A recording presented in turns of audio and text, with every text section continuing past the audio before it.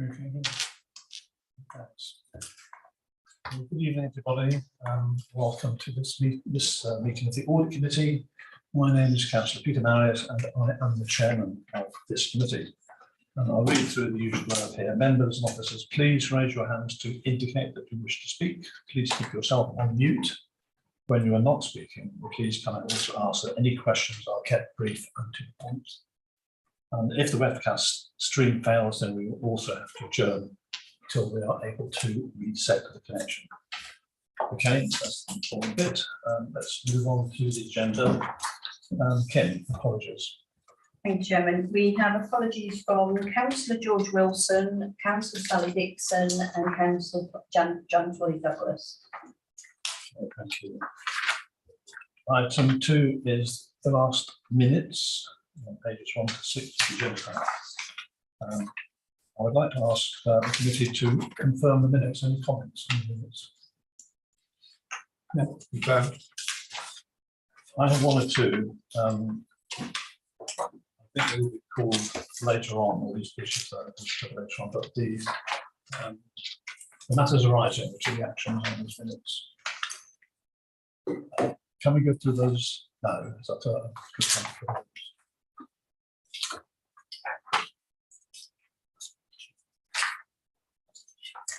The first action is revised terms of reference. Agenda item 6. Yes. The track changes will be circulated for comment. Did I? I thought I had some. Done that? I thought I had a circulated track change. So many documents coming through. Yeah, no, it's all right. That's good. Yeah, rethinking. And then a minor one in a little bit further down the page there. We say this is to do with the annual report. Second paragraph should state we met twice in November. Could you put the actual year in as well? Yes. 2021, actually. Yeah.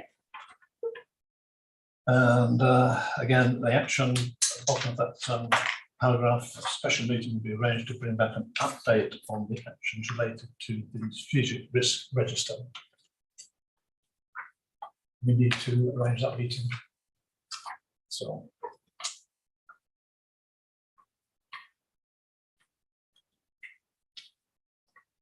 And then on the next page, a copy of the SIPFA compliance document would be circulated to members, and that has been done. But I noticed that's a 2016 document. Is that going to be the latest one? That is the latest one, yeah.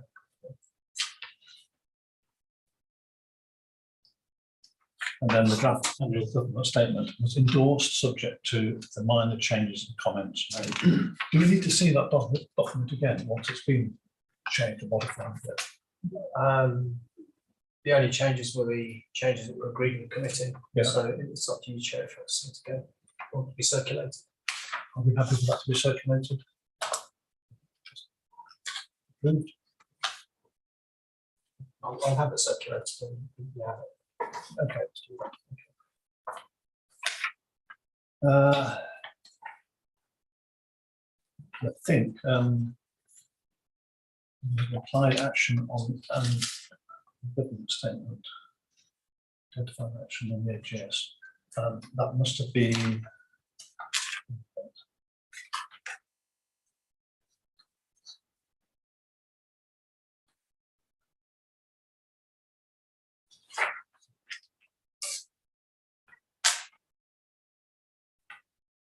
let's leave that one. Okay, those would be matters rising.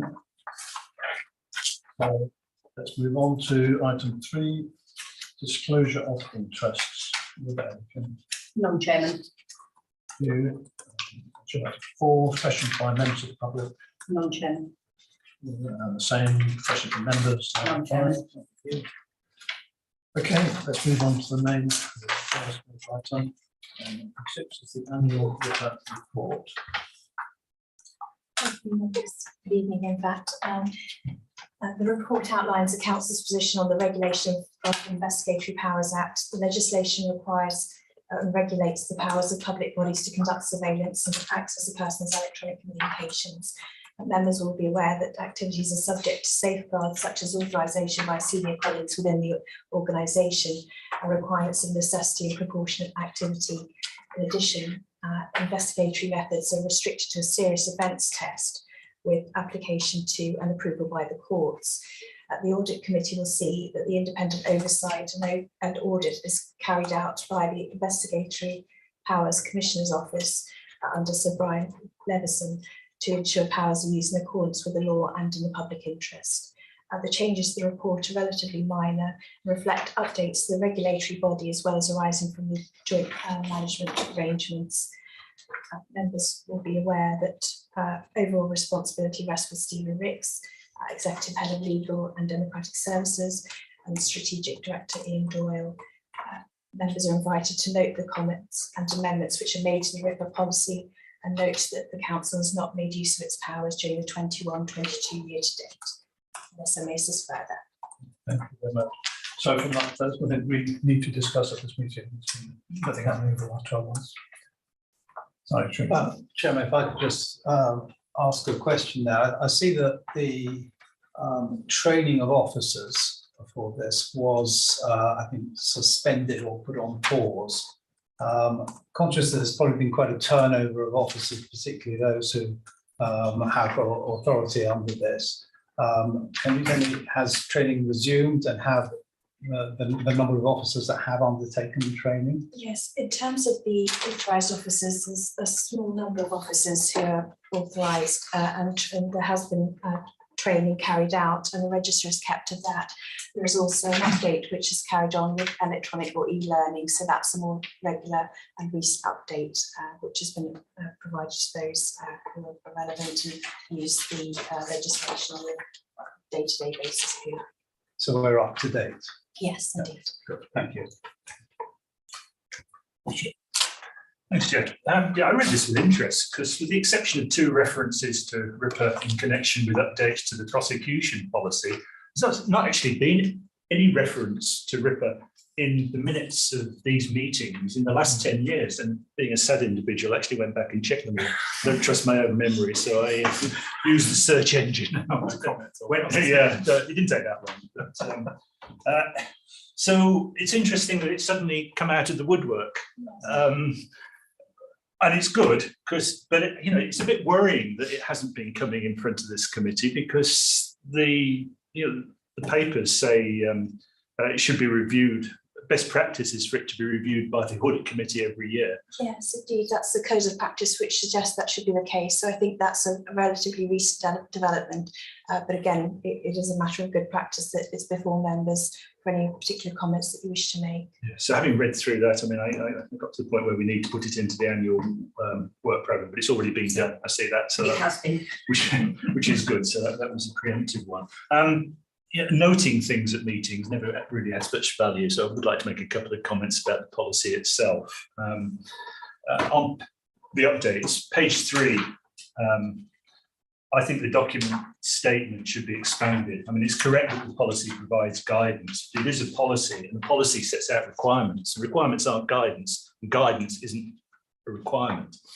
Guidance tells you a bit about the requirements that are in it, but the requirements are requirements. So I really think that policy, the purpose of the document should say that it sets out the requirements. I hope that seems reasonable because it is much more than just guidance. So that was point 1. And then in the document, there's no mention in it about audit committee. So it says at the bottom, paragraph 8, and paragraph 8 of the policy statement needs to be reviewed because the audit committee involvement, which has been said is best practice, isn't mentioned in there. It goes to the executive if it's used, and that's absolutely fine because the executive should be worrying about what it's delivering. But this committee needs to worry about how it's delivered, the effectiveness of it year in, year out, I think. So I think it would be helpful to. Yes, I think explicit reference would be very helpful in the document. I can take that back. Thank you. Beyond that, I mean, it's actually very clear and well written, so it's easy to follow. But I just think those 2 points would. Just paragraph 9 in the policy then to Yeah. the committee oversight. Yes, that Yeah, would be sensible. Thank you, Chairman. Thank you, Councillor Seaton. Julian, apologies, I didn't introduce you at the beginning. No Julian problem. Carson, what is your role in the council? In the organisation, I'm a licensing litigation regulatory lawyer, so a mixed bag of work. But yes, I'm part of the legal services team. Thank you. Any more questions on this item? No. Okay, thank you very much. We will move on therefore to items. Oh no, we've got a recommendation before we get on to that. We note the amendments to the RIPA policy, and we note that the council has not made use of powers under RIPA during the 21-22 financial year. Noted. Thank you. Item 7 then, risk management. Yes, Peter, are you going to introduce this one? Chair, just an update really. So there isn't anything on paper to see. So risk management's moving over to Robin Taylor, who will pick it up. I've emailed him as we sat here to say about doing an informal session with you on the risk register. So we'll get Patrick to assist as usual to the update. I'm not sure what the update is on the second agenda item about IT systems. To hold that road to next time. Yeah, okay. I mean, there's some issues in that section. Make some notes on that. It is a problem again, of course, on the IT side in 2 areas. One is the backup policy, not seen as a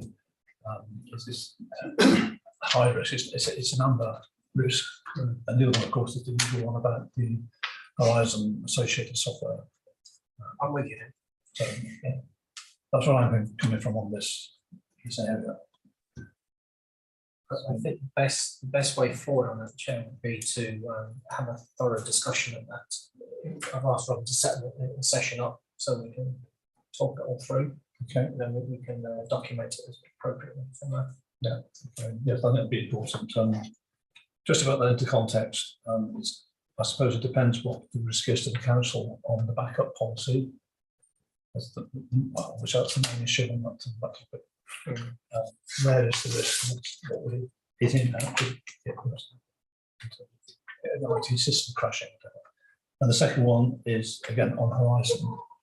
I still have problems with that in terms of the, if you like, the way forward that development is done. And the issue there, I think come on to this later, but the agreement for an extension depends, it says, on the LPP2, which went to the was it in November time that was heard. Anyway, LPP2 is just one element of the planning documents that includes the neighbourhood plan and LPP1.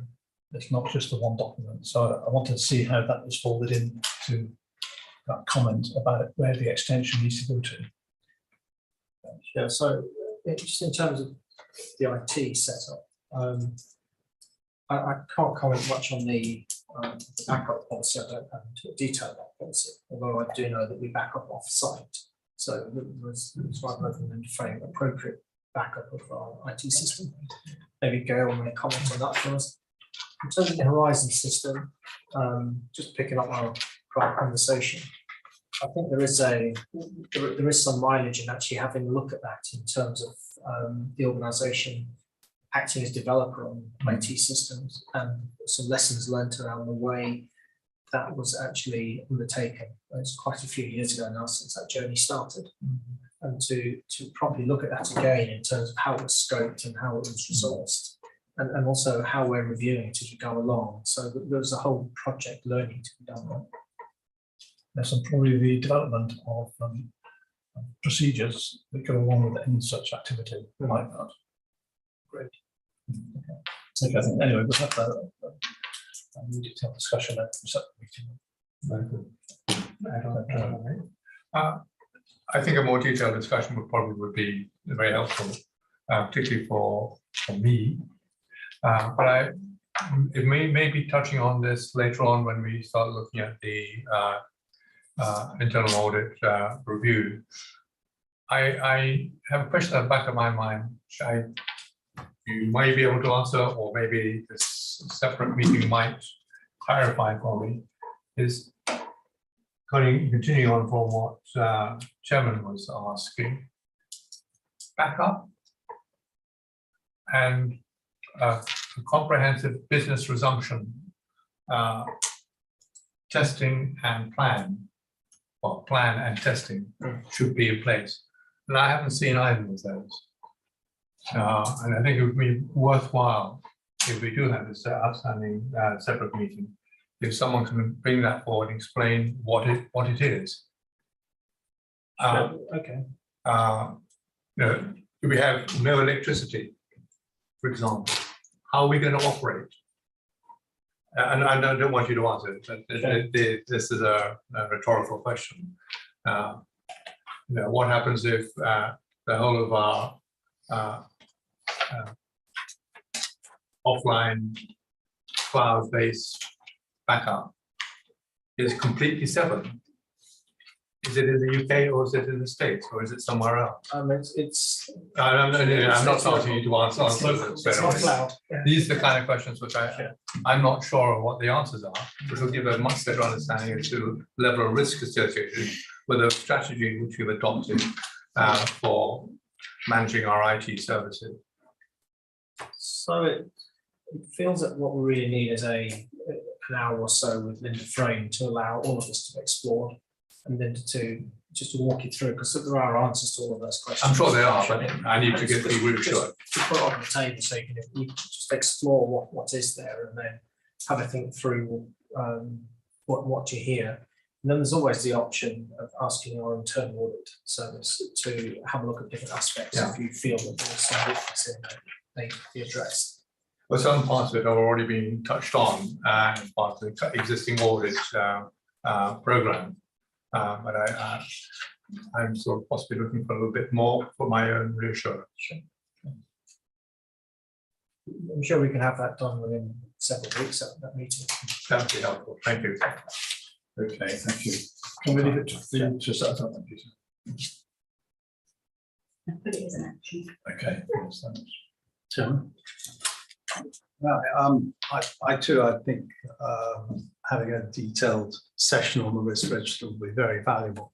But like Councillor Seaborn, but perhaps not as far back, I went back the last 2 years of minutes, and I see that this committee looked at the register back in March, and I think this time last November, there's reference to an update on the risk register. But I haven't been able to see anything, certainly in the last 2 years, where this committee has looked at the risk management framework overall.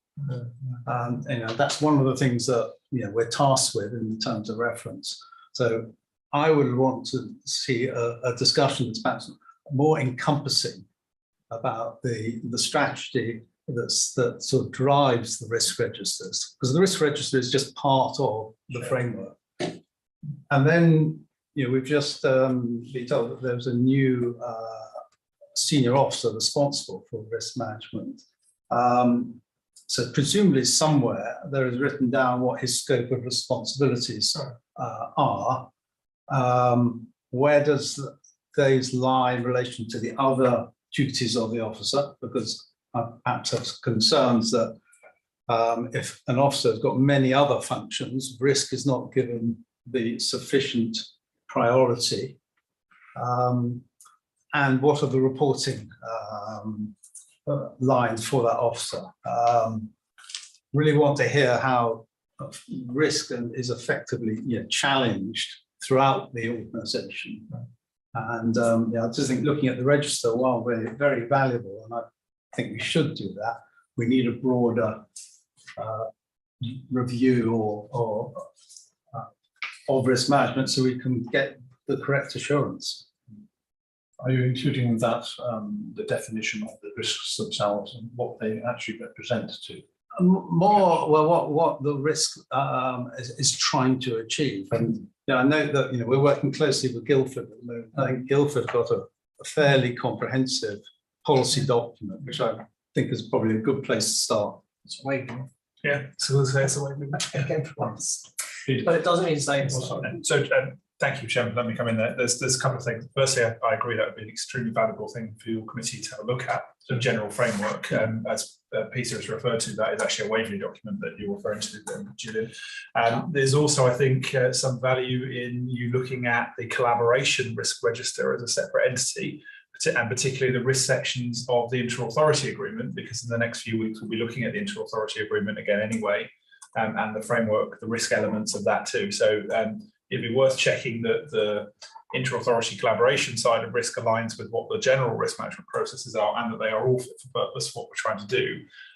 Just to add, we've aligned it much more to those of you who are more familiar with corporate risk management, it's much more aligned to that kind of thinking, particularly for the collaboration risk register. So it'll be familiar to any of you who've worked in, reasonable sized companies, for lack of better words. But yeah, I think it'd be a really valuable thing to do. Thank you. Any more comments? Maybe just as a bit of background for Councillor Spence. A lot of the stuff won't actually be in minutes because we've tended to do risk in more detailed informal sessions. So there have actually been probably 2 a year.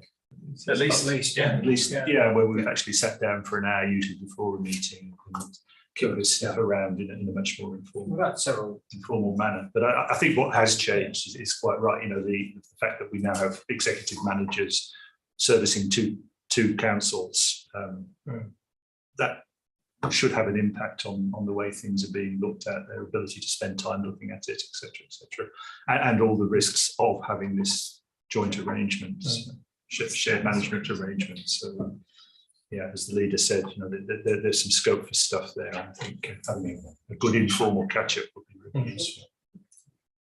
So, Chair, the arrangement that Robin will bring to the table is that it's actually a really timely request because it's just in the last one, the updated versions, doesn't it? It's like just today. Launching a joint risk approach between the two organisations, because we've got one joint management team, what we can't have 2 different risk frameworks. We have to have one framework to work with them, and it's got to be appropriate. And the other big thing that Councillor Seaborne's touched on is the fact that whatever Waverley was doing up until the beginning of October is not what Waverley's doing now. We're in a collaboration, so there's a lot more risk going on within the services because the management's changing and the organisation's changing, which means that some of that operational stability that we were just taking as a matter of fact and maybe looking at some of the bigger stuff in our risk framework, which was justified at that point, is known. We're no longer in that position. We have to pay more attention to what's going on in the services in a more structured way. So it's appropriate to come back to the risk framework. And we have been gearing up for that for quite a few months now. I've been in conversation with Zurich for the last 6 months about doing a combined approach through some funding we have through Zurich. Robin's actually sent out those draft reports literally at 5 minutes to 6 this evening, so that is very timely. Okay. Okay, so that seems to me to be the main item to address at the beginning of any discussion. Take a look at the risk register. That's how that's going to work with it. Gail, did you? Yes, I was just going to add, because obviously you'll see with the audit actions, there was audit review that was done on data storage and backup.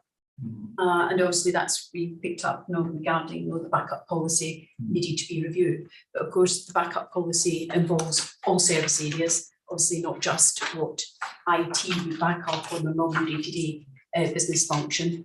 But the other thing we would have is our business continuity plan. And of course, as part of the business continuity plan, there would be with the backups, how regularly they're done, and actually, obviously, the stage testing they would do on that each of those different systems. Yeah. But this particular revision that they're doing is obviously making sure that the priorities have not changed, and actually making sure that they're actually in the right order, that they are going to then be backed up and restored.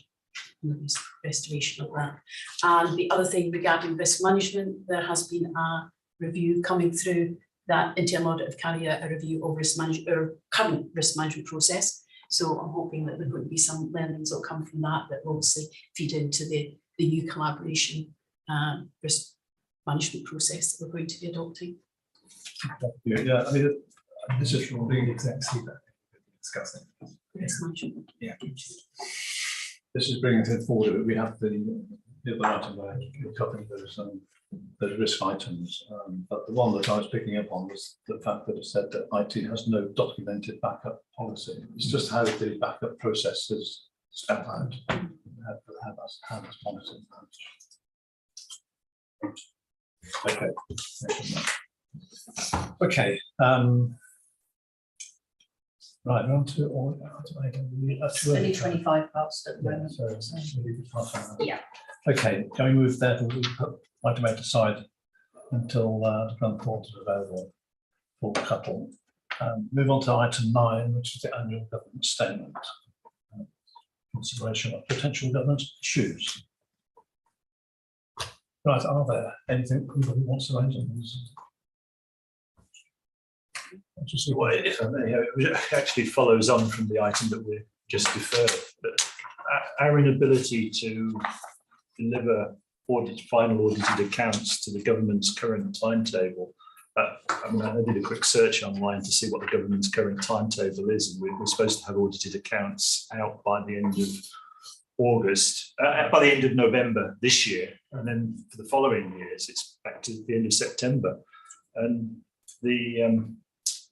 this is absolutely no fault of the finance team. They do their normal wonderful job of getting the accounts out very, very promptly to a high standard. And then it's all falling over because of the auditors' lack of capacity. And I think that is a governance issue because we're not meeting government targets, which is quite severe. I'm sure the government will have a lot of sympathy because it's not their fault, but it's not, or will it? Well, yeah, who knows? I don't. It's an industry-wide issue which they're not recognising. Yeah. I don't know how we go about this, but the fact is that this year we will not deliver final audited accounts to the government's expected schedule, and therefore that seems to me that is a governance issue, particularly with the no evidence to suggest that it's going to be soluble by next year either. Not a remote hint. So, Chair, we've heard from the Public Sector Audit Authority, the PSAA, around the whole audit agenda coming up. Grant Thornton will be contingent our auditors. We get the pleasure of actually paying 150% more in audit fee to resource them appropriately. Whether that will actually resolve the matter, because it's a shortage of talent out there rather than money. Money is the issue really. So we shall see if they'll get the capacity. They are due to start the 21-22 audit in January, whilst we are busy preparing the accounts for 22-23, which will be it's a fair point you made, Councillor Seymour. It's a capacity issue for the team as well, because we're resourcing the last year's audit whilst we are really busy in January through to certainly the end of April, preparing the following year, this current year's accounts. But the team is geared up for that. They will be under pressure doing that. It's not their fault. It's the right, but they're picking up the strain on it. It shouldn't affect the quality of our accounts in any way. However, it is an issue as far as capacity is concerned. We shall see where we go with this.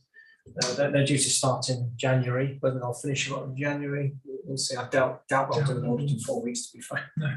We'll be able to answer that question in the chat online. We'll certainly ask the question.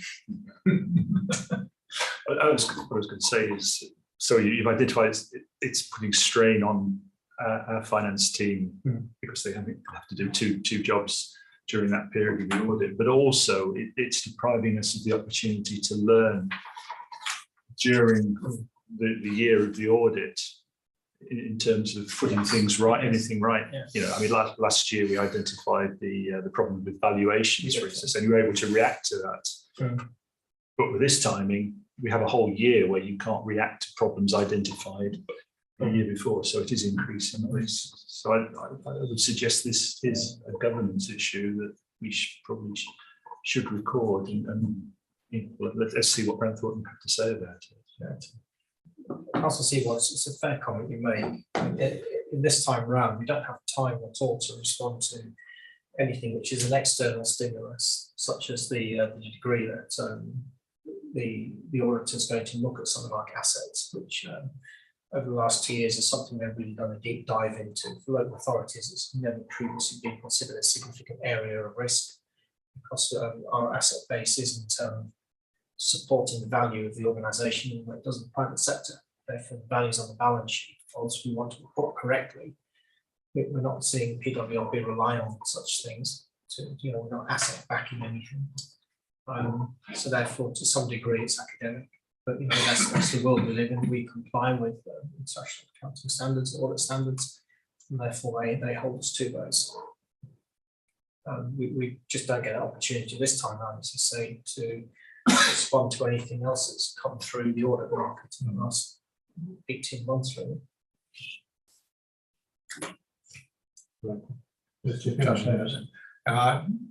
I think Councillor Steve Vaughan hit one of the key issues on the head, which is it puts an increasing burden on your team in finance. But I think it also creates a lack of confidence in our electorate. They're not seeing our results confirmed. And then as we progress with difficult budget setting coming up ahead, do they actually believe the numbers which we've got? They're not audited and visible to the wider public. And as you may well remember, I'm very keen on changing auditors. If we do actually change our auditors, from what we're hearing, our existing auditors and probably others are also strained on resources. Changing auditors requires a whole raft of new work by the new incoming supplier, which makes it even more likely that we will be later and later and later with our completion of our audit. Chair, the chance of actually securing an independent auditor, as in not one through PSAA, is virtually non-existent because the audit field out there is so small. It has been serviced that if we were trying to go independent on that, we're very unlikely to get an auditor there to pick wave up. If we did, it would certainly be painful. Yeah. But it does worry me that that we do continue with the same auditor year after year after year. I know that they change the teams and what is do change, but it doesn't give us the confidence that there's someone giving a completely fresh look the way in which we're doing and running our business. Is there a drop dead date that they have to complete this by? No. Penalty clause. No. Some authorities haven't had accounts signed off for quite a few years because there's contentious issues sitting around their balance sheet, potentially around the treatment of prior investments that they've done. Surrey Heath, for example, it's 4 years overdue, I think, at this point, isn't it, Surrey Heath? So there's no legal requirement to sign off. But as far as you know, there's nothing contentious in our accounts. Nothing that I'm aware of. Of course I would. They have to be read. Prior to COVID, year in, year out, the accounts were delivered in good time. They were. So, we have to ask the question, what has changed? Well, COVID changed everything. So, yeah, we're in a difficult period now, but we're coming out of that. And yet everything seems to be going the wrong way. The audit market's changed significantly as well. It doesn't attract the candidates that it used to do. And certainly, Grant Thornton will struggle to retain, as all the big firms do, for a long, as in more than a year, because there's an attractive market out there for anybody with a decent name in their CV. When you're working 60, 70 hours a week, you've got options, then you take them. It's the nature of it. So it doesn't sound like we're going to get to a solution, but it does. I think the conversation demonstrates that there is an issue here that to be worrying about. Right, so Councillor Hyman, you wish to speak on this item? Good evening, members. Yes, certainly good evening, Chairman. Thank you very much indeed. Yes, as usual, I'm raising the issue of legal compliance as the most serious governance issue that we have, and candour, of course.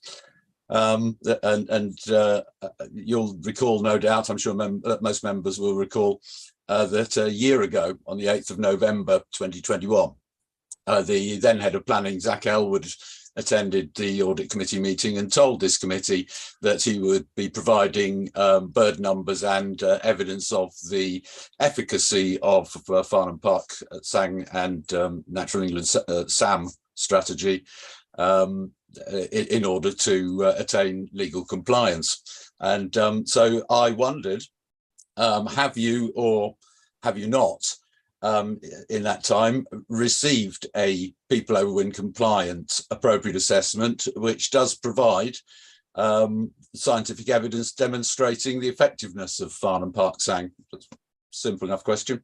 Have you received the an appropriate assessment that's complete? Do we have one that you can show me? Thanks. I think that's a simple answer, Councillor Hyman. As far as I'm aware, we have not received an official assessment from National England since that request was made. It's the council that needs to accumulate the information and provide it. Obviously, we need it for the local plan anyway. That is Councillor Hyman's assessment, not a lawyer's assessment. So, okay, well, we still haven't received it, Councillor Hyman. I mean, what do you suggest we do? Well, conduct an assessment showing what we do know and what Natural England can provide. And you're saying that's requirement of what?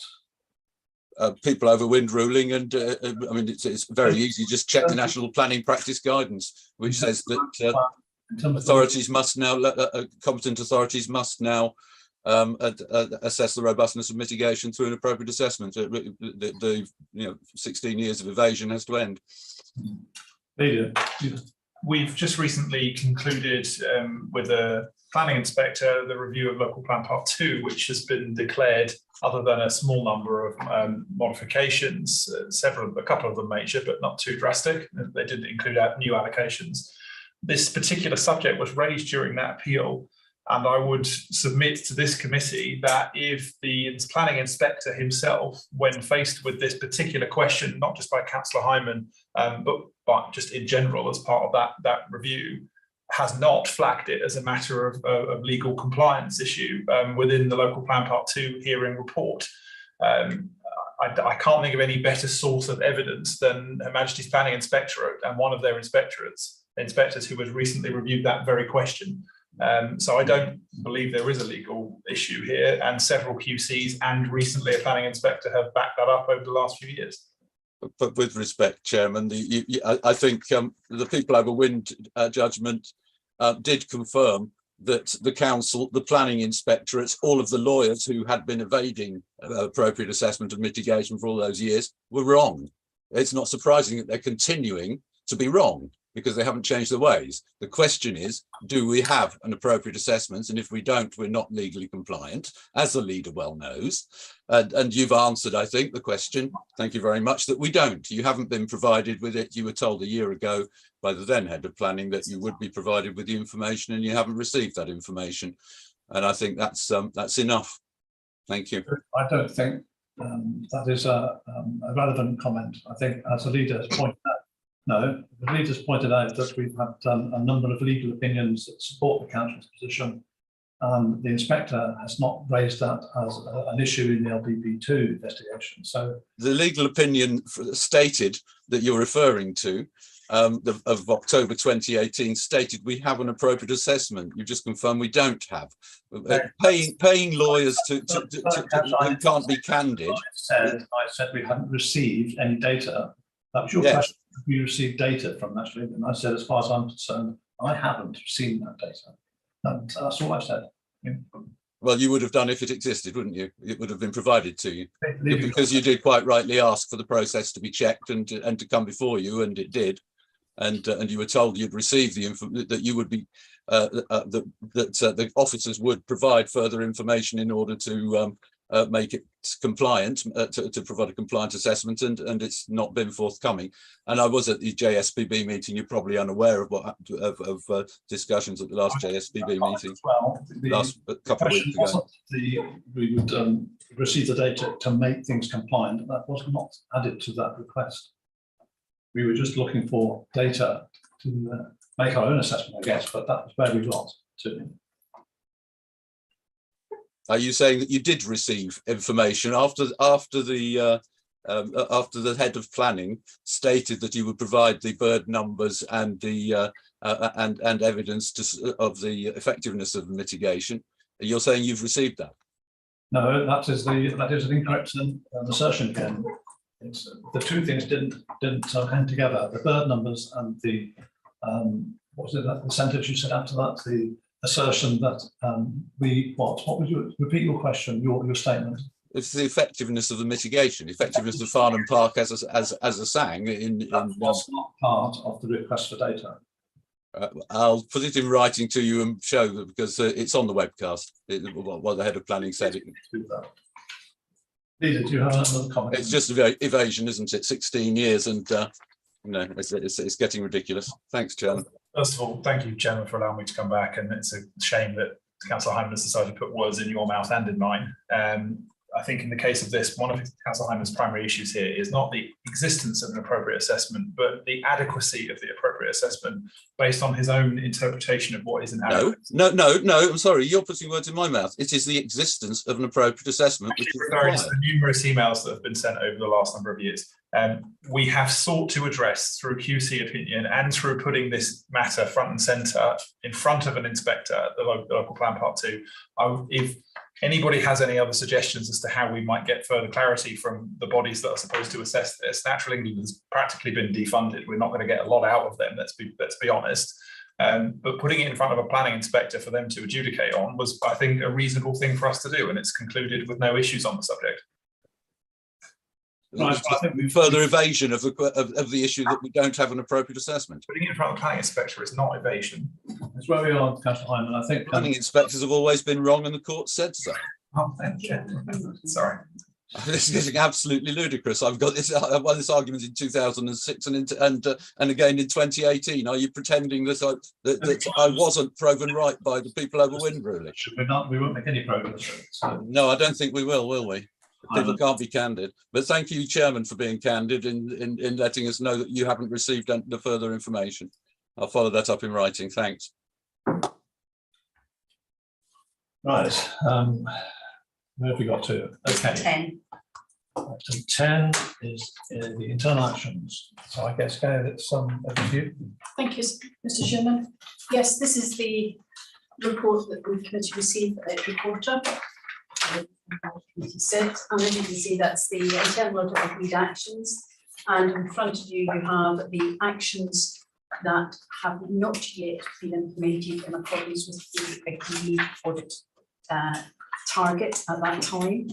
And as you discussed earlier, role regarding backup policy, and you can see that the IT team are currently working on drawing up a policy.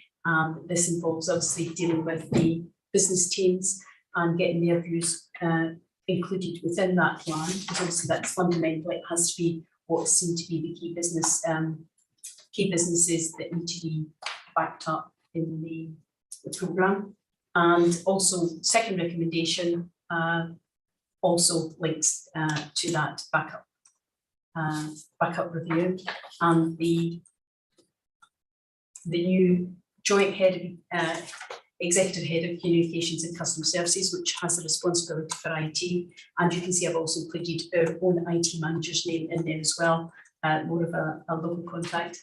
And they have proposed, or they're asking for an extension for both those actions. And they're the only two actions that are outstanding from that review. And they're requesting it for the end of February. And then we have the actions relating to planning enforcement. Also the planning enforcement plan that went to the appropriate committee. So therefore you're pleased to know that one has obviously been marked as implemented. But obviously the target response times They're asking for an extension to 31st of December for that one, so that is relying on tweaks being made to the system to enable that to be implemented. Therefore, they're asking for the 31st of December, which I think I said before. And the next one we have is the service level agreement.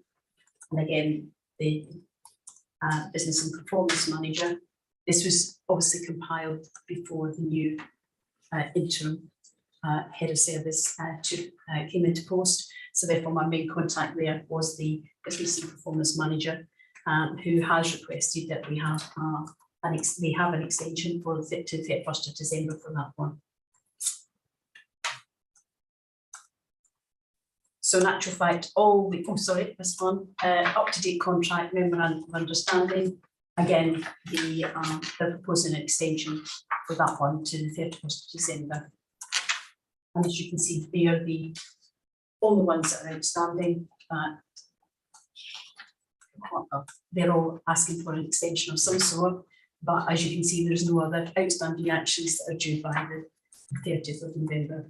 So the report this quarter seems very short in comparison to what the committee has seen in the past. And then the justification for extensions are detailed in Annex 2 for the committee to consider.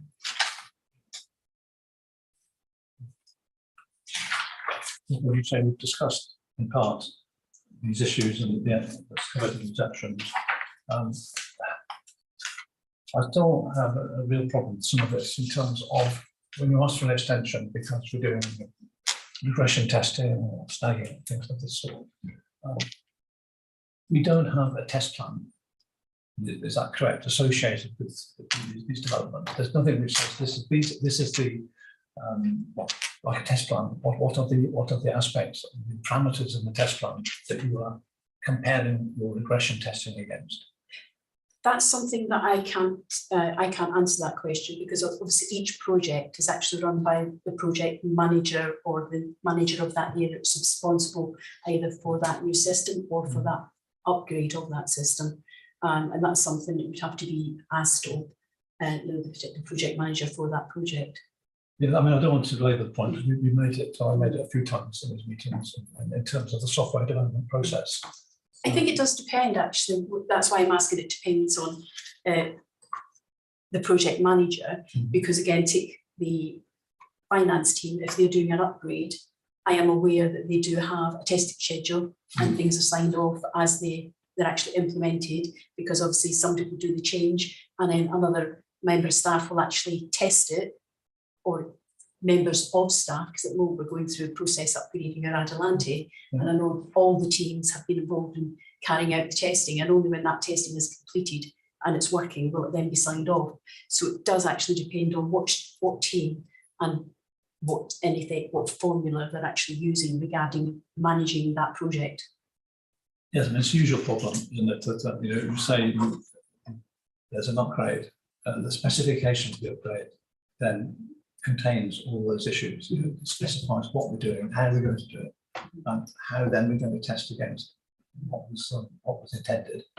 So I just hope there's something more than just a verbal sort of assurance or a verbal commentary about how that's taking place.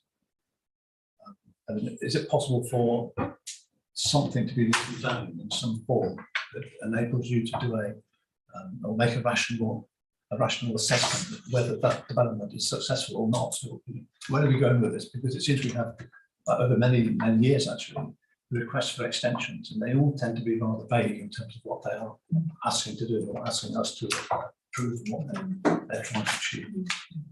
So Leader, would there be any value in IT taking you through one fully end to end? Right? I mean, don't get me wrong, I imagine there's probably a few of interest, but if there was one particular project, and backup might be a good one, for example, where they could take you through end to end what they do with their testing and how it's documented, so that you had some assurance as to how they manage this per project. I think that would be very useful, but I don't think from what we've learned from the discussion, I don't think such documents properly exist in whether you might want to do it in a form of advisory. Absolutely, and that might trigger a different action in your committee's mind afterwards. Well, and also because we know that this development has been done in collaboration with the software development company. So it's a bit different to us making a specific specification to do things in a certain way, because they've got a vested interest themselves in this development. So yeah, but I think you're right. It's something which you could nail the issues to that list to say, you know, these are the specific issues on that type of or that part of the development would be useful. But I don't want to, you know, it's a big job to get this documentation properly set out and configured would be really quite a large task, because it has to be linked to all the testing as well to show you've actually met the objectives in an appropriate way. You know, anyway, it comes down to when we look at the timescales. An extension at the end of March really, I don't think allows you to do very much other than say, yes, we've done some regression testing and it seems to match what we had before in the results of the earlier versions of the software. But that doesn't actually say it's proper. Yeah, I think my concern here is that I can't see how we can get assurance that that testing is being given adequate priority. I'm sure they're doing a good job, but you know, have they got 10 other jobs that they're trying to do? And is this being given priority, or was it somewhere down the line? I think, you know, this committee in the last meeting asked for this to be completed as soon as possible. And now we're being told it's going to be another 3 months. If it is 3 months and they're working flat out to try and do it, you know, I can accept that, but not if it's being held up at the expense of other things which we can't necessarily evaluate. And I think that is an interesting fact, because obviously I think the managers or the service heads are the people that should be answering those questions, because they should obviously have their fingers on the pulse as to what's happening within in their service areas. If they don't, their service manager would. I think that speaks to the chairman's point about when we're told this, we're not necessarily given enough information to assess whether the extension is really a valid and justifiable one. Yeah. Well, I think maybe we go back, well, if that is the case, that the audit committee requires that manager, whatever, to come here to present their own case or their case for that extension. I think in this circumstance, and following the leader's comments, that I think a small meeting just to go through the process to identify what we think are the issues, you know, because we don't know what is there. We don't know what they're working with. Would be a starting point. It certainly might allow you to ask more specific questions as to the areas of assurance that you actually want, and probably just to add as well, if you want to request people who are seeking an extension to come and present their reasons to this committee, I would very much support that. I think that's a very appropriate process. Yeah. I don't think we want to get bogged down in the detail. No, but there might be reasons that Gail isn't aware of as to where that sort of activity is in the priority list, and that might have a relevance to why an extension is being asked. And to be quite honest, I don't think it's fair on Gail for her to have to present that. It should be the person asking for the extension. No, we accept that Gail is under. Indeed, I'm often in Gail's seat in a different hat, so I sympathise immensely. I think it would be useful. I mean, the 3-month extension, for example, as I said earlier, you know, LPP2 is key to this. It has to yet to be finally approved, and when it is approved, you have to go back to LPP1 to make sure that's still consistent, and also the neighbourhood plans. It's not a cut and dried issue. Once you've got LPP2 in place, there's still other work to do, and maybe quick, maybe simple. I don't know. So not on the plans. But it seems to me the 3-month extension end of March timescale is a finger in the air. It's not what should we say, an extension in time based on anything rational. It's waiting for the inspector to come back with his decision. That could be some time. Then going back to assess the other plans. So, and then I don't know what the committee thinks, but my opinion is, my view is, grant the extension for 3 months, whatever, more than 4 months to the end of March. But it's by no means sure that will actually resolve the question. John, do we have a meeting before the end of March? Don't think there's one- beginning of March. Beginning of March is the next audit meeting. So at the very least, we'll get an update on where they are with this, because Would you like me enforcement is to something that invite our Elizabeth residents in, are concerned about. Frame That would be good on to that. the March meeting Yes, and can we have a separate, more specialised meeting sometime ahead of that? ahead of that as well? Yes. I guess Joan would be interested. I would be very interested. How soon would you like that? Soon after the New Year as possible. As soon as you, Yes. Following on from what you've been saying, I feel concerned that there doesn't seem to be a formal project plan mentality for these projects. So if there was, you take through the various steps, and that plan would include testing, maybe a sub-testing plan, with specific things which would need to be examined to allow the project manager or the end user community, which is going to be using or affected by the project, to sign it off. So that the criteria should all be there as part of the plan. And I feel somehow, because these things keep on asking to be extended, that hasn't been done. There's a gap there towards the end, and it just sort of allows things to drift off, and we get a continuous 90% complete syndrome, which is worrying. It's absorbing resources from the staff to try and do things which seem to be open-ended, as you pointed out, and that's not good. You've got to have some way of cutting off and completing, make sure that the project can be properly signed off. Yeah, because I think by having Linda come and have a discussion with you, I'm sure Linda will be able to confirm for the majority of projects that we fulfill, particularly in the IT, they would have the appropriate documentation. But I think the difference with the Horizon system, which is obviously the concerning upgrade or the new system that's been implemented, I think it's the organic way that possibly we've had to develop the system as to tweak, to make it do what we want it to do, but obviously having the developers actually on board and having to take on board everything that we wish to have in that system.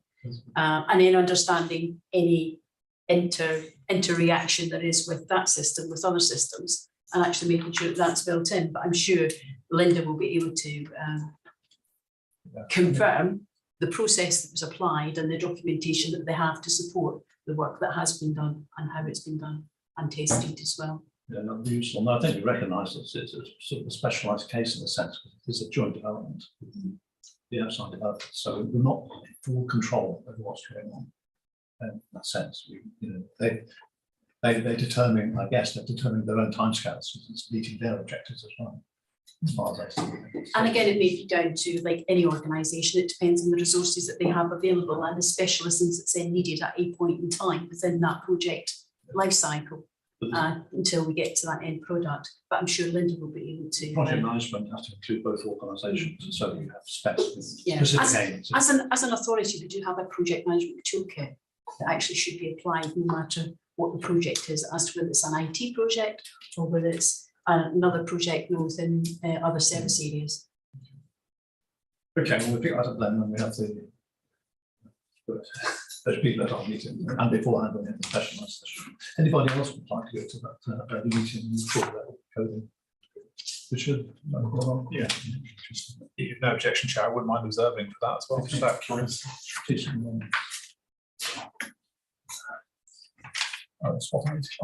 no, he hasn't arrived yet. I'm It's a keeping bit of a an eye out, wider checking problem my with our emails. Mr. Chairman, can we have we then decided that the extensions will be Oh, granted? yes, that's right. Sorry, Yes, that's it. just to I think finish we've that, got was those that item off? Shall we agree those extensions? Yes, it's agreed. But no more. But no more extension. That's right. I wouldn't guarantee that. Process of escalation. Right. Extensions. Once, So, the service person, member 11, the second extension is the senior manager or the executive service. I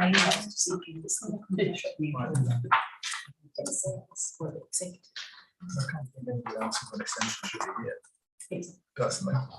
You ask. I think the issue with these ones is the fact that at the time the new interim Yeah, I head don't of know, planning I was feel, available. So I feel for the new interim head of planning. Yes. I haven't informed her, I just haven't made that meeting to make her aware. Okay, let's move on to item 11, which is the review of progress in achieving the audit plan. So again, yes, Gail, you're going to cover this one. Yes, thank you, Mr. Chairman. Just basically, given the position of the audit plan, what I can say is the performance of the dashboard at the moment is currently saying 20, but obviously since this review has been done, I've had a few more draft reports come in from the auditors. So that is good news. They're slowly climbing through, but they are. And one thing I did want to point out, because obviously in my, I think within the paper copies, it should be okay. Anybody using electronic papers, some of the annexes have come before the covering report. But on page 56 of my agenda, which is the rolling work programme, I taken into consideration the comments you just made regarding backup earlier on in the committee. You'll see in the business continuity disaster recovery planning, I have in actual fact I'm proposing that we defer that review because the delivery of the equipment is not going to be happening until January, and therefore it will not be the time they've actually got it in place. It'll be too late for us to do a review in this financial year. But there's also property terrier is a review that I had initially indicated to be done by myself on the original plan, and I've now allocated that to the Southern Internal Audit Partnership, due to the other work commitments that I have had that have come through for me to look at. And also we have, due to LLC1, which is happening regarding local land charges, we've had to, I'm proposing that we defer that review because that LCC1 outputs will not be known until next year. So therefore, to enable the team to focus on the work that they have to do regarding LLC1, it was clear that it wouldn't be justifiable at this point in time to do that review. So therefore, I have substituted the land charges with the property terrier review, which in effect still means that the contractors have still got the same number of days allocated to them.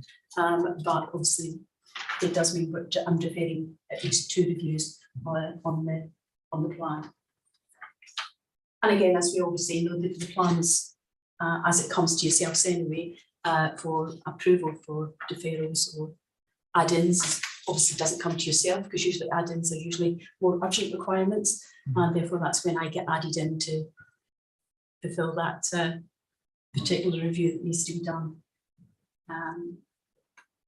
And you can see that the budget, generally the budget that's sitting there now, that is mainly some of my costs and some of the contractors' costs still to be utilised.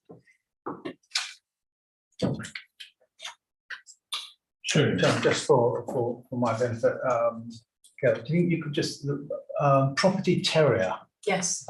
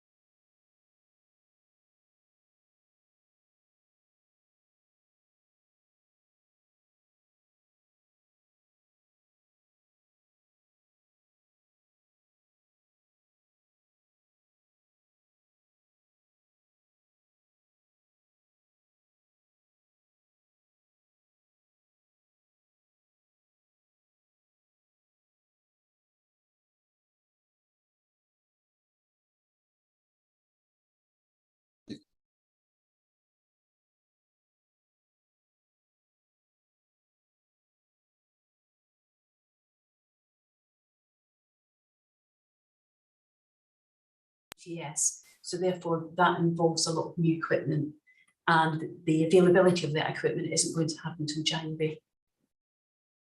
Proposed to be January. That's why if it doesn't happen, obviously we can't review it if it's not in place. Yeah. I put it this way, the contractors can't review it if it's not in place. Because I must admit, I do get the contractors to do the IT reviews because they're kept up, they're upskilled to provide that, because they're a much larger organisation than I am, because I can't be expected to have all that knowledge and the knowledge I possibly have. So, yeah, IT audits are here, anyway. so you were saying there to be for 23 to 24. Yes, In audit that plan. year, in that Yes. council year. And that would probably, my plan would be that would actually be reviewed. If it's in place in January, we would review it in Q1. If it's then later on in Okay. March, we would wait, possibly Q1, Q2. So you expect to do it as early as you can within that time. Yes, that's right. Chair, could you just query that? I mean, the purpose of an audit is to find out how everything's working. I mean, it's not just hardware, it's all the systems up in place and utilisation of systems and testing of it. And it just seems to me doing it that early when it's brand new kit, you're not giving them a chance to actually establish working practices.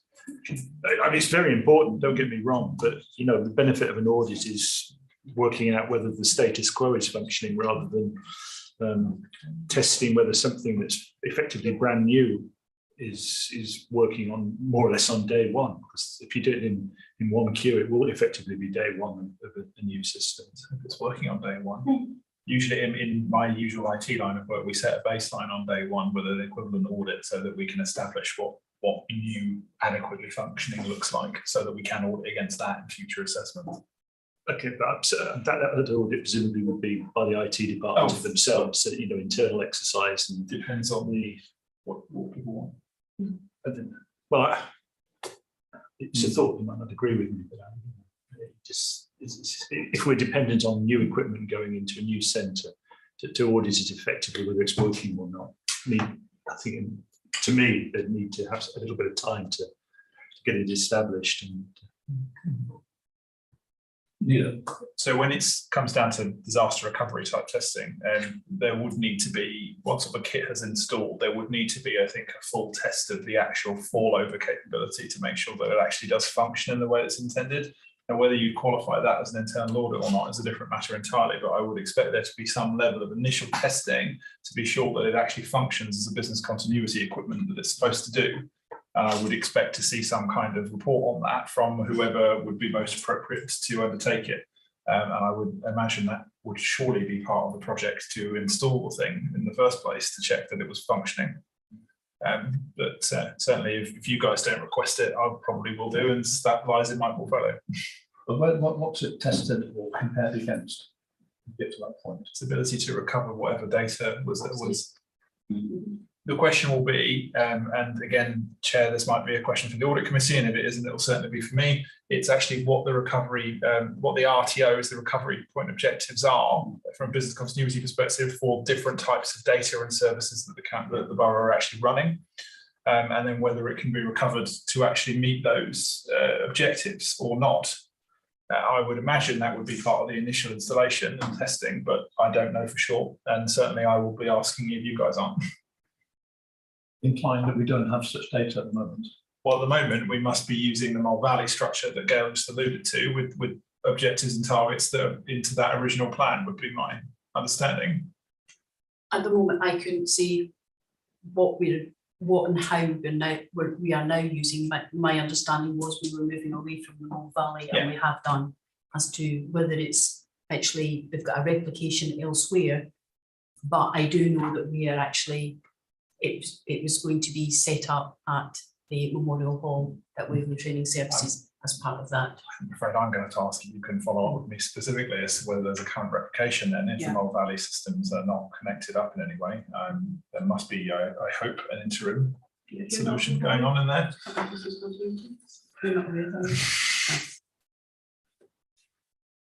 Because within the business continuity plan,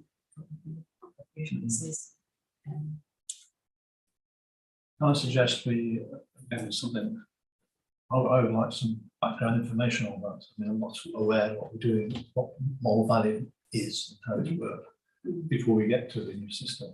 Is that something we can? Well, I think test? with the Mo Valley, it was more the fact that they actually held our information in a format that if this building went, we could in actual fact retrieve that information because it's held off-site, retrieve that information and actually possibly the backup was actually to set up somewhere else, but using that data that we had for all the backups that we had for each of the systems. But I'll inquire to see what we have currently got in place. If that's not the system now and the new system's not in place until 4Q, then what are we going to get that use? That is my question as well. Yeah. But that's well, it's important that we all understand that there might be an issue, but actually the purpose of the audit, I would have thought, ultimately that's in here is to establish that there's a long-term future system going forward that is working, or at least what's wrong with it, so that they can put it right. Disaster recovery testing is usually separate, isn't it? It's usually done as a separate instance. I will establish what our current arrangements are, but I know we will have current arrangements that allow us to survive if something untoward happens. Yeah, you want us to throw them my way and my other hand into business continuity assessment. It's a discussion.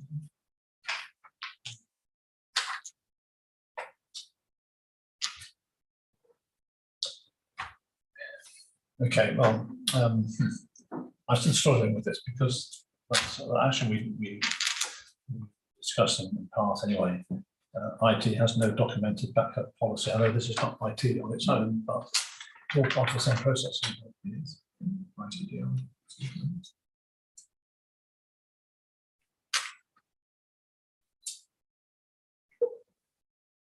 Do you think it's worthwhile having a separate session just on that aspect, just as a small group, to try and understand where we are now, where you think the weaknesses are, and how that translates to what the new system will provide?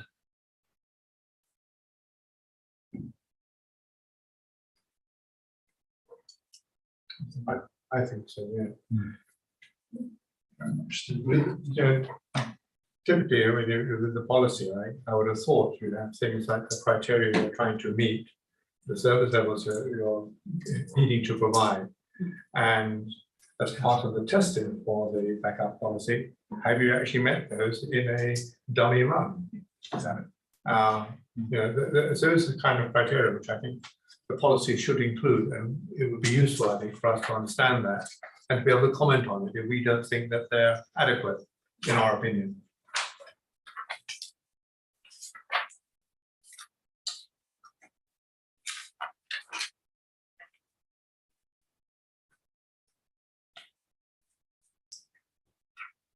Is that something you discuss with the new year, Gail? Something that we can.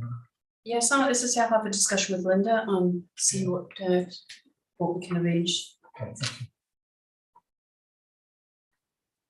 And in fact, obviously, I think we'd already talked about the fact, Linda, the discussion on Linda regarding project management. So it might be an opportunity to actually have it maybe as a joint one, Yeah, one bring on it together. IT project management, and then talk about business continuity Yeah, and as to what we do have in place. yes, let's do that. Thanks. Because even if it's an hour and one and an hour and one, I'm sure it can really take a use of time in having two separate meetings. Yes.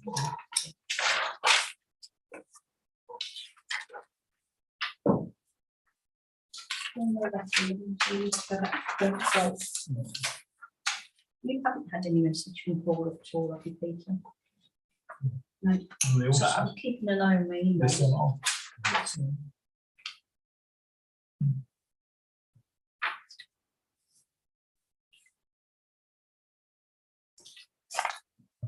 Okay, actually, to complete this, we should just note that the last couple of items, there were recommendations that we were considering the information as presented.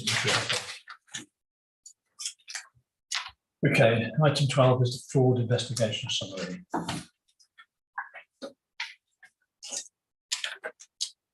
moving there. Mr. Chairman, yes, this gives the activity for the board work that's been completed in the first 6 months of the year. And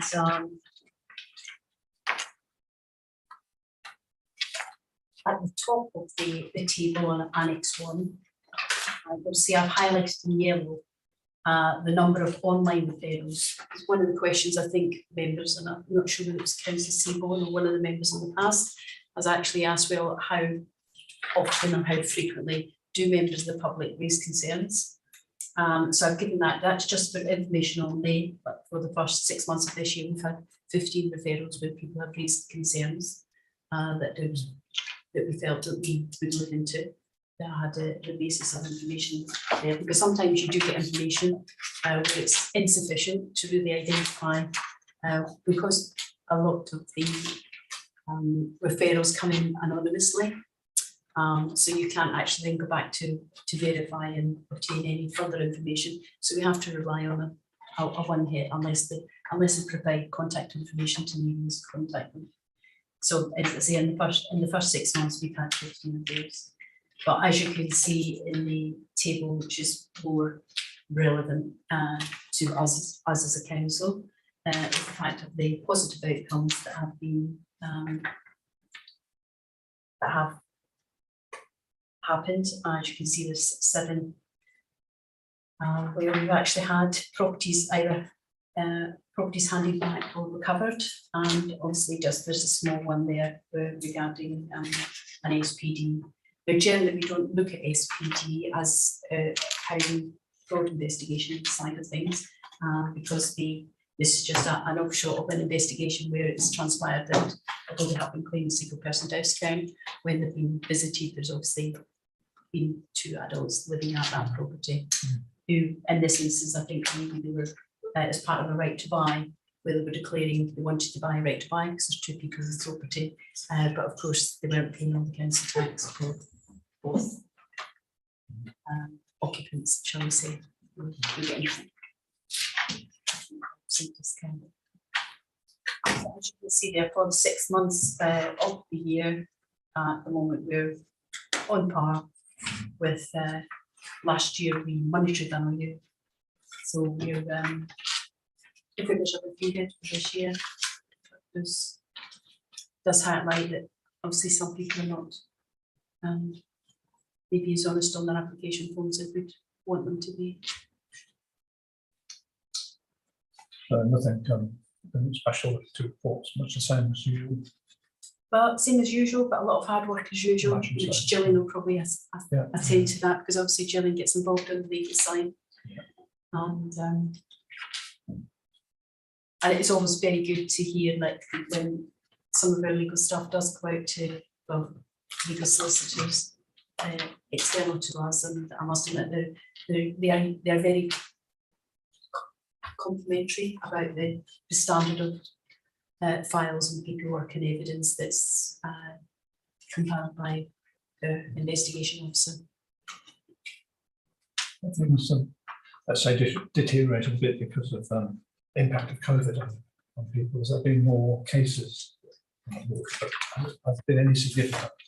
I think actually during COVID we probably had more reports because people were at home and actually more aware that the people either that should have been living next door are not the people that are living next door, or sometimes the people that should be living in the house, there is nobody living in the house, so therefore people were more open in effect, and maybe bored and decided that, well, I'm going to report that now because I'm at home and I've got nothing else to do.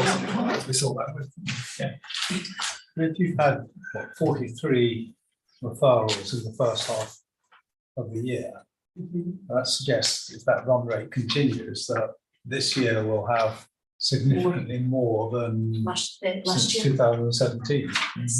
So, and one last thing, that COVID is maybe behind us in terms of those fraud ones. So, you know, what is the trend? Is it in the housing or the right to buy that's seen the increase? Well, actually, possibly well, you can see there from for most of it, for this particular half of the year, but Right to Buy is 17. And of course, it may have been at the start of this year, people were then thinking, because they've been in COVID, I'm going to buy my council house now. Or it was the fact that they actually had the time to fill out the form. And they decided that now I've got the time, I'm going to do the form.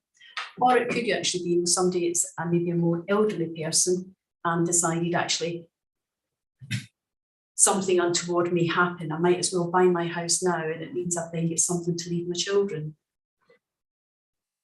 So there could be lots of reasons for the Right to Buy to increase. But regarding the social housing fraud, that's the ones that I mentioned earlier, where people have maybe aware that people aren't living at the property, that should be living at the property, and they may be subletting, or the fact that they know that there was somebody living in the property, but nobody has been living in the property, and they've maybe left the property and living somewhere else, but are still trying to hold on to the property. But generally, you then find those people that do that are people that are maybe on benefits, so it's of no loss to them if they're not living in the property, if they're having their housing, the rent paid for them by housing benefit. I think it might be helpful to show the year-to-year change for the different elements there, so we get a better understanding. Because actually I was thinking, because obviously I've gone back to year 16-17, and I think the actual funding that we originally received to actually have this particular role came in 14-15, and I know that the committee have wished in the past to see the historical data, but it's as to how long I continue to provide that historical data. Should it be just the last 3 years, or should it be continue until I run out of columns on a spreadsheet? I don't know. That's a question maybe for the committee to ask as to what they're happy with. Yeah, could I just ask a question about the Right to Buy investigations? Because there's a lot of cases, but no positive outcomes. And you know, if you're doing lots of cases and not getting positive outcomes, it's tying up resource. Is there any comment around that? Just an observation. No, what I can say is that in this particular instance, in this quarter, there isn't Right to Buy cases, but in previous half of years or full years, most of them have been Right to Buy cases. And it just so happens that those Right to Buy cases that have been investigated, yes, they do take a long time to investigate, but you may actually find that those two that are still under investigation, they may be ones that are going through the process, possibly to court process, which do take a lot longer to come to fruition. So just one quick comment, Chair, and the fraud reporting on the one side might have changed because of COVID, and post-COVID might go back to that, but I would also argue that the motivation to commit fraud is also a separate factor, which in a cost of living crisis may increase on the other end of the spectrum. So I think in the case of this, it'd be if there are any mechanisms of understanding whether the root cause has changed, as to if there's more fraud being reported because people are more aware of there being absences or gaps, or there's more fraud actually happening in general because there's more motivation, more need to commit fraud, more financial need. I would be curious if there was any way of establishing any of that. Sounds interesting. Thank you, Chair. Thank you. Welcome, Paul Cutler from Thornton. We've almost finished the other parts of the council business. If I could just delay your presentation to the very end. We've got one small item to finish, and the floor is yours for the rest of the meeting. So let's do item 13, the recurrence and the work programme. I think that's more me. Oh, it's your side. Yeah, that's okay. As members will be aware, we have a rolling work programme which we adjust as necessary. So you have on page 73 the current annual work programme up to September 23. So the next meeting in March, we are looking at having internal audit plan, internal audit charter, risk management if that's required, and statement of accounts and external audit findings report. Now, Peter, is there anything there that you'd like me to slip from March? That depends on the, I suppose, audit report we may get, but it'll be an interim report. Yeah. All there for an answer. We did suggest that we should always have a risk management item, even if there's not much to report, to show that it's been. Absolutely. I think we should. Yeah. Needs to be standing agenda item. And of course, the risk management responsibility will be down to Robin Taylor now. Yeah. Okay, so Any comments from members? Just a new acquisition, the Ripper report. I'm just wondering why it would be done in November. I imagine it's not a particularly big item, so logically would we not want to see it immediately after the end of the council year, which would be the June or July meeting? Nothing happened this year, so virtually nothing to see. The policy, and unless there's a statutory change, or in this particular case there were changes to accountable officers, there's a reason for it to update. But otherwise, I can't see that the audit committee needs to see the policy every year, only when it changes. So it just seems an update in June, July instead of November. well. That would be my logic. Yeah, Others might not that's agree, fine. but. That makes sense. Yes, of course, I think it makes sense to align it with the year. If you're going to see these things, you want to benefit from them, and if you want to benefit from them, then you want to be able to use it through the whole following year. So that would seem to me to be the optimum time. So should we do that? That's great. Good. Lovely, thank you. Have we finished this? That's bit? yeah, Thank that's you. all we have. Thank you, Chair. Okay, Paul, then you've got the floor for us for the evening.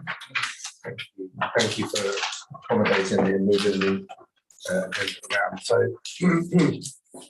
I'll take our plan as read, if that's okay. I wasn't going to subject you to turning the pages on many we are at this time, but really just to background remind everybody the purposes of this report. So auditors are required to communicate various things to those charged with governance, so in the instance of council, the audit committee, and we do so, by producing a plan.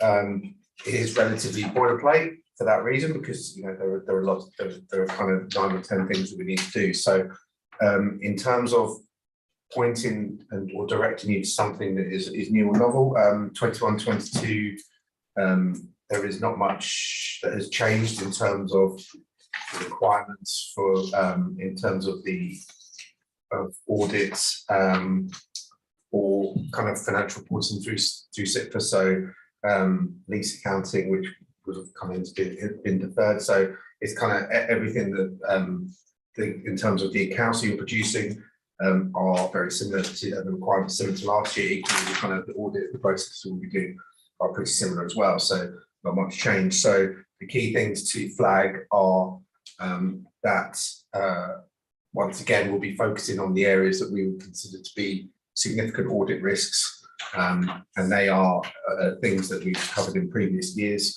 and they're either covered because standards require all auditors to have that risk, be it a council or a commercial entity around revenue recognition. But we're able to rebut that due to the nature of the income streams that the council has around the management overriding controls. So that's management being in a unique position to be able to manipulate the financial statements for whatever reason.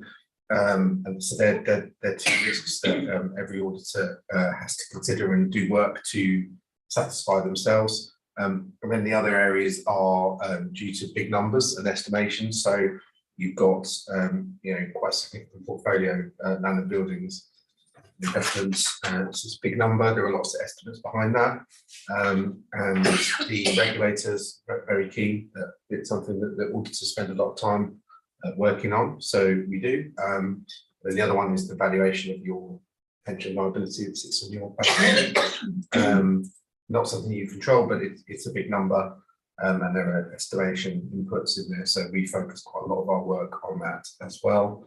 Other than that, our materiality, so the level of precision that we work to and report to remains pretty much unchanged. The approach is similar, but the levels of materiality that we'll be following, it's based on formula, but essentially it remains unchanged.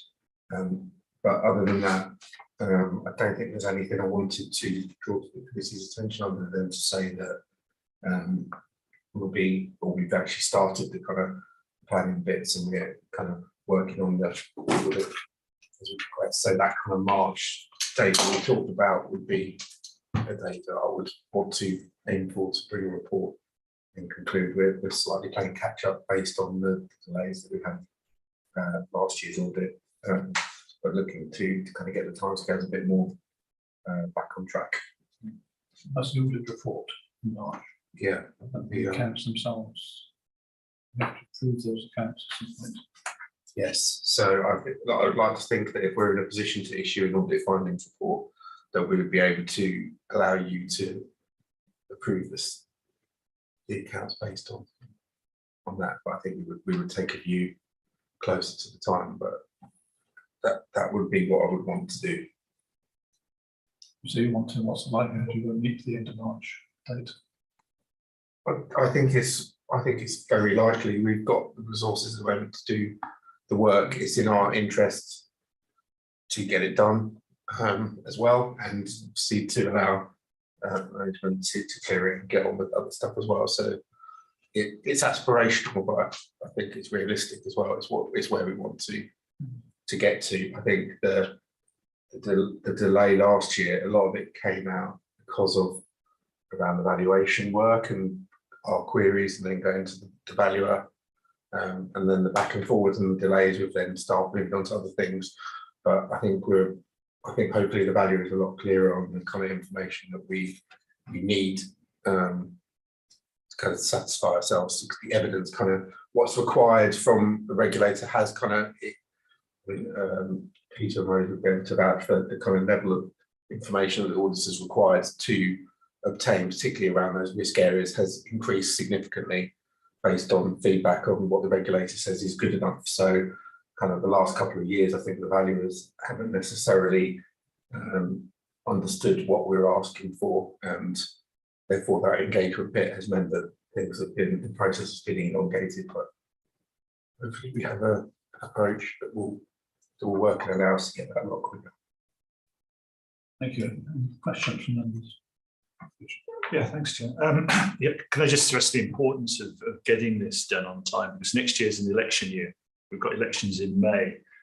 Business is effectively going to shut down at the end of March, and there's, you're going to end up with a set of accounts potentially having to be approved by a brand new audit committee, some of which won't have any experience and no familiarity with the numbers they're dealing with. So the ability for this committee to sign it off before it goes to that great audit committee in the sky.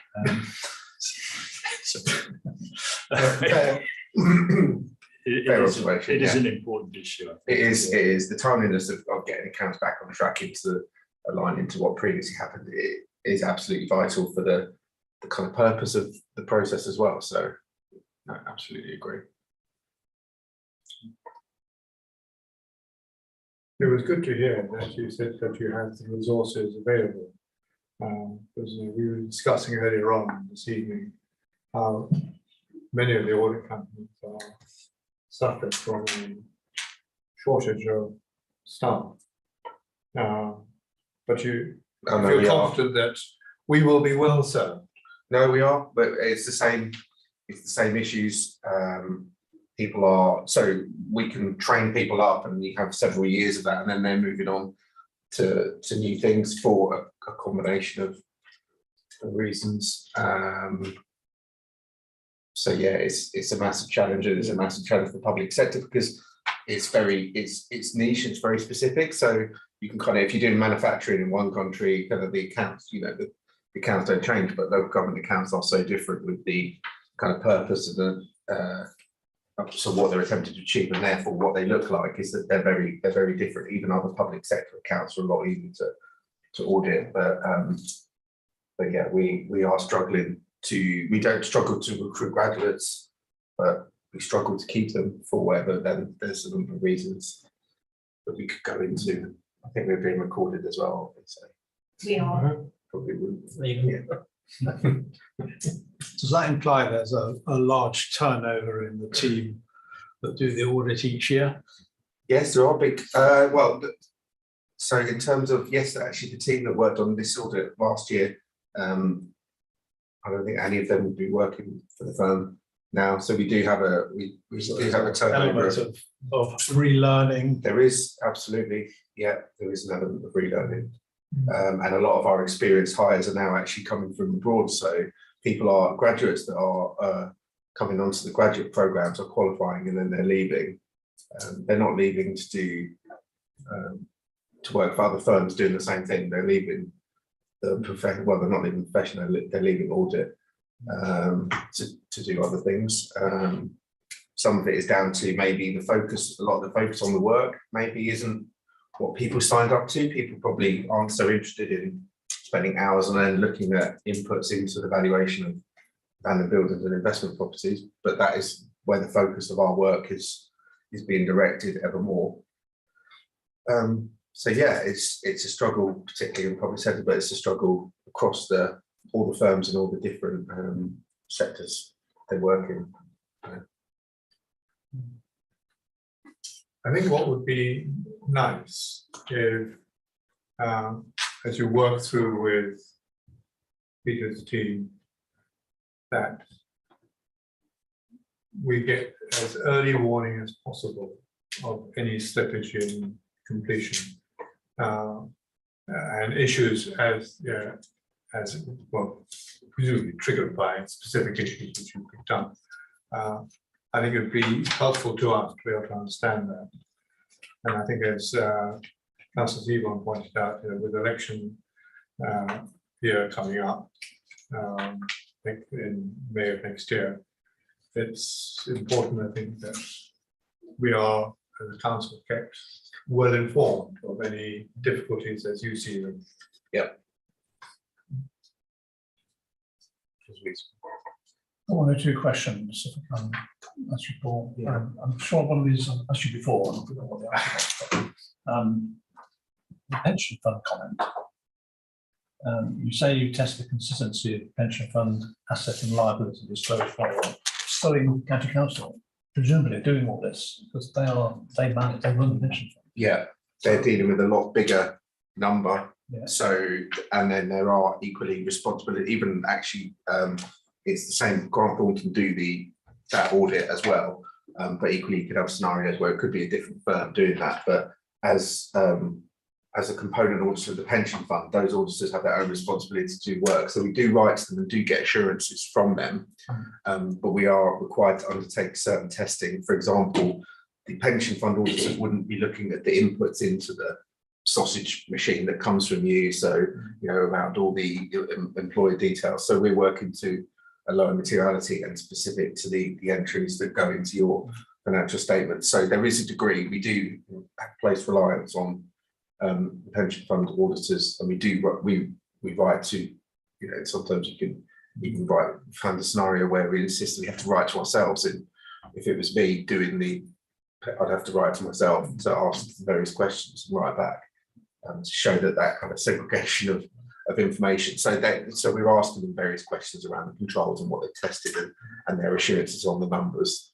So that's what you call So the procedures. Yeah. So there's a combination of things. We had an issue about, was it 2 or 3 years ago, on our pension contribution or pension, which delayed completion of the audit. About 3 years ago. I would say, it might have been. Was that a? Right. Yeah. But there was a That's particular unlikely to case, come again, is it? there was a particular leading case that had an impact on the pension fund as a whole. That was right, yeah. And that had to be resolved before the actuaries could share the numbers. Right, okay. I'm not aware of another case at the moment. Not specific to this, other schemes might have. But it was a national issue, and it was therefore what the implications to each fund. So each fund would have to go and look at how that might impact their own, so what cohort. So it was Thank you. A couple of minor ones. I was just surprised, I hadn't noticed this before. I guess it was in the earlier, previous year statements. You say this is to do with fraud. You say the culture and ethical framework of local authorities, including Waverley, means that all forms of fraud are seen as unacceptable. Fraud is illegal. It doesn't do with, surely not to do with cultural or ethical issues. Why do you make that statement in there? Well, I think there is first of all, there is more of a framework, and there's less incentive around that fraud aspect of in other sectors. There might be that hard to do business, whether it's legal or not. So I think it's more saying it's actually saying that, and that's why there's a presumed risk around revenue recognition as well, in particular, because that's the easiest way of a company to manipulate its financial position is to change how it recognises income. And we're saying that actually the arrangements that you've got in place, so counter fraud arrangements, and actually the public money and all those kind of things, mean that actually that risk is reduced because of the nature of what you do, but also the underlying ethos, hopefully. So it's less. We have to consider that as a risk. Audits, but actually we think it's more. We're able to rebut that. And we do, but maybe it's a. Just a risk. Fraud is fraud, and however it's, the risk is big or small. Yes, Peter, sometimes it's not a case of somebody actually taking something. It's the way something's dealt with. That potentially falling within the accounts. Every year before we start preparing that year's accounts, we always formally review our accounting policies and explain if there is going to be a difference, which there rarely is. So to change your accounting process, as Paul alludes to, is a way of manipulating accounts, which is a fraudulent activity. So defrauding HMRC, for instance, taxation purposes. It's not an issue for local authorities. We don't pay corporation tax, but it would be for VAT or other purposes. Okay. It's just But it is a statement that's pasted. There's these documents are pro formas where we fill them in and edit. That's something that's already there. And you're right. I probably look at that 20 times and don't really think about it when we're doing the plan. But I guess that the fraud is wider than just the monetary aspect. It's the improper recording of information, as we had with Farnham with the air monitors, pollution monitors. Which is a case of fraud. We were very keen to make sure that was squashed quickly. Also, commercially, there's the issue of materiality. Paul says again, commercial organisations will take a view on materiality, what they're going to pursue in terms of low-level fraud, compared to a local authority that says it won't tolerate any form of fraud. And then just a minor point, just on the page we talk about significant improvements. You say the FRC looked at 9 of our audits. And then the next sentence, the FRC reviewed 7. Is that a typo? So last year was 9. This year it went down to 7 because. So sorry, that isn't. Sorry.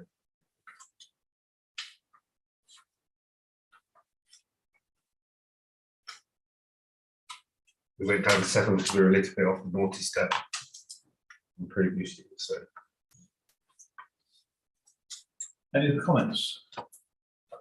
Can I ask, when you come to us with hopefully the final report, hopefully in March, can you be in a position to set out what the audit scope, what the audit timing is likely to be for the following year?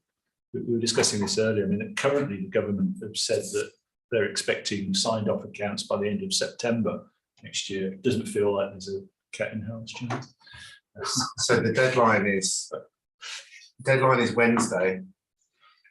And I think we'll be hopeful to get to 10 as a firm, I think. Maybe a bit more. So it's way off. So that if that's the dead, I think next year needs to be a one in the middle. I think everybody psychologically has kind of 23, 24 as a year when things have to get back on track. So this year is 22, 23, 21, 22, 23. Next year is still probably a catching up because we just have so many old audits still open up, and they just absolutely suck in resources. And if you do one of those, you could be working on it for 6 months, and that actually you could do 15 audits in that space of time that you're doing one, and that one could be a district council with a lot of issues, and there are ones in there.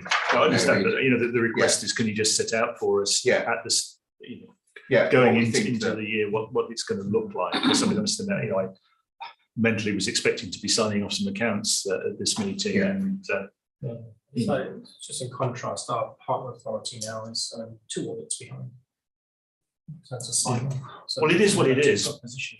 It is what it is, but at least understanding what it is leaves the audit committee knowing where it's going.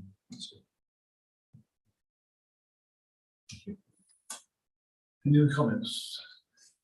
Well, thank you, Paul, for your presentation. It's very interesting, and we'll wait on events for March, I guess, for the next March. There are no exempt session items, are there? So There aren't, no. So, Chair, just one thing for the minutes. I got stressed by the agenda looking at Waverley 22-23 audit plan when it's actually the audit plan for the 21-22 accounts. Sorry. Well, no, I mean, You time travelled. trying to work out what I'd missed. Yeah, but it is. I mean, it's effectively a 22-23 audit plan because it will go into 23, but it's for the 21-22 accounts. And I think that for future readers of this, should there be sad individuals who spend Sunday afternoons No, that's going fine. back through documents.